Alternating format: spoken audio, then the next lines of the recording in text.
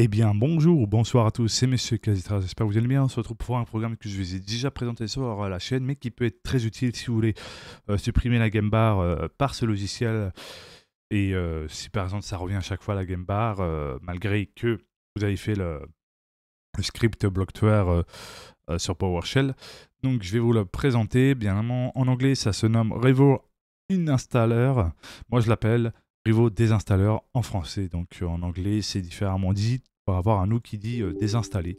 Donc quand vous allez lancer, il y a une contrôle d'utilisateur, vous faites oui et ça va lancer votre programme. Désolé pour l'écran noir, donc c'est des choses qui arrivent généralement quand tu as un programme où tu as un contrôle d'utilisateur pour confirmer oui ou non. Donc c'est normal. Donc là, vous avez les désinstallations que vous pouvez faire comme vous pouvez faire sur Windows. Et vous avez les autres que vous ne pouvez pas le faire sur Windows, qui est les programmes préinstallés de Windows.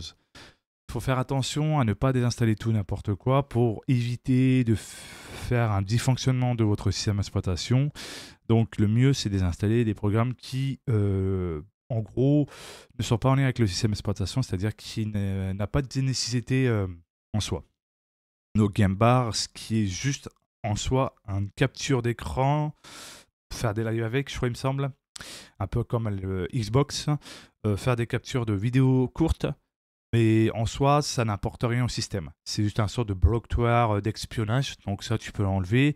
Tu peux aussi désactiver tout ce qui est blocktoir, d'ailleurs, qui peuvent espionner tes données personnelles, etc. Ça, tu peux, mais faire attention au programme que tu désinstalles pour éviter éventuellement, comme encore une fois, de faire des dysfonctionnements à ton système d'exploitation et éviter de désinstaller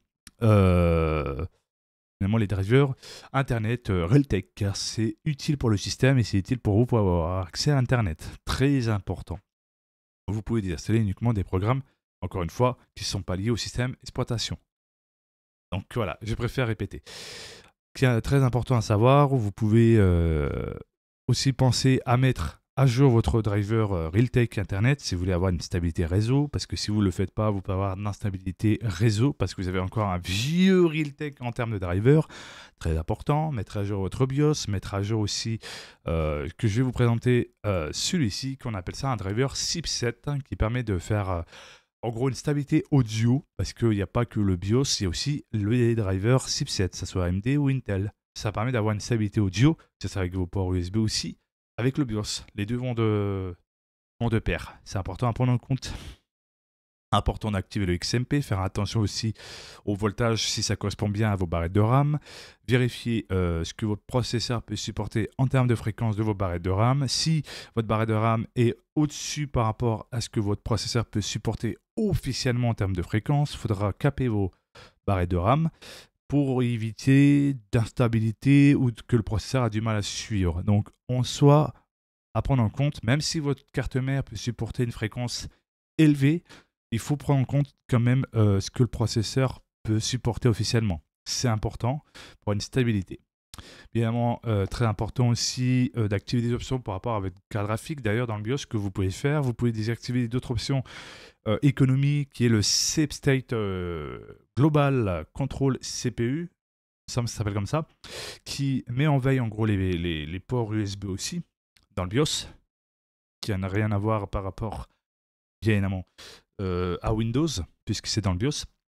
Vous pouvez désactiver en toute sécurité, ça va consommer un petit peu d'énergie, mais ça va laisser en gros une stabilité encore meilleure, bien évidemment, en soi d'énergie, on va dire, parce que si vous mettez en activé, ça va mettre en veille profondément votre CPU, pas en mode couper votre ordinateur, mais en gros, il va faire en sorte de couper vos ports USB, même si vous avez fait de l'optimisation sur Windows. Donc, malgré tout, en gros, il peut faire des crashs audio éventuels. Ça peut jouer aussi, très important à prendre en compte. Beaucoup d'utilisateurs ont pu constater. Aussi, le port 2.0 peut être aussi la cause. C'est-à-dire, en gros, n'est pas forcément 100% stable, peut avoir des coupures aléatoires. Donc, mettez sur un port 3.0 ou 3.2 qui peut être beaucoup plus stable, beaucoup plus optimisé, beaucoup plus mieux. Donc voilà, il n'y a pas de réelle différence, même si certains reconnaîtront le 2.0 en termes de port. Les 2.0 sont les ports couleur noire à l'arrière de votre carte mère. Les ports bleus, c'est généralement la Gen 1 et le port rouge, c'est sur la Gen 2. Je crois des 3.0 ou 3.2 pour vous expliquer un peu plus en détail. Donc vous ne pouvez pas vous tromper. Donc voilà, c'est pour expliquer. Mettre à jour Windows est une chose à prendre en compte aussi, parce que c'est pour une meilleure stabilité et sécurité, et aussi une mise à jour de sécurité. Vous pouvez aussi éventuellement, comme je vous dis, mettre à jour votre carte graphique. Vérifier aussi si, par exemple, le driver en question n'a pas des problèmes éventuels, que ce soit des sollicitations de GPU ou autre, qui fait que la personne qui travaille dans l'entreprise, par exemple Nvidia ou autre, n'a pas fait un mauvais codage. Parce qu'il peut arriver que dans certaines mises à jour de driver, que ce soit Nvidia ou Intel ou bien évidemment AMD, peut avoir vraiment, selon les versions, des fois tu peux avoir un bon moment des bonnes versions et après des mauvaises versions. Donc il faudra faire attention, parfois rester à celle précédente pour sécurité en attendant que la version qui est sortie soit corrigée sur une nouvelle version qui est correctif. Donc encore une fois, je préfère vous expliquer en même temps. Très important. Le plus important aussi, c'est nettoyer régulièrement votre PC, pas tous les jours, pas toutes les semaines, mais une fois par mois, hein, par exemple. Vous nettoyez à l'intérieur de vos boîtiers, ça enlève la poussière et puis au moins ça permet d'avoir une meilleure flux d'air.